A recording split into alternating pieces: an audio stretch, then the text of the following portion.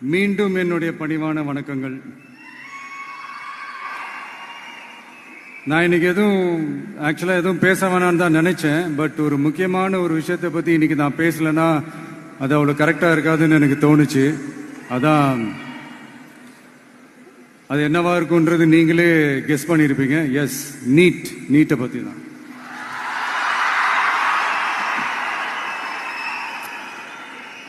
இந்த நீட்ன்றது பார்த்தீங்கன்னா நம்ம தமிழ்நாட்டில் இருக்கிற மாணவ மாணவிகள், குறிப்பாக கிராமப்புறத்தில் இருக்கிற ஏழை எளிய பிற்படுத்தப்பட்ட, மிகவும் பிற்படுத்தப்பட்ட மற்றும் தாழ்த்தப்பட்ட வகுப்பினை சேர்ந்த இந்த மாணவ மாணவிகள் எல்லாருமே ரொம்பவும் பாதிக்கப்படுறாங்கன்றது தான் ஒரு சத்தியமான ஒரு உண்மை. இந்த நீட்டை பற்றி ஒரு பிரச்சனையா நான் பார்க்கறது என்னன்னா, ஒன்று இந்த நீட் இந்த மாநில உரிமைகளுக்கு எதிரானதா இருக்கு. நீங்க 1975க்கு முன்னாலே பார்த்தீங்கன்னா இந்த கல்வி மாநில பட்டியலில் தான் இருந்துச்சு. உங்க எல்லாருக்குமே தெரிஞ்ச ஒரு விஷயம்தான்.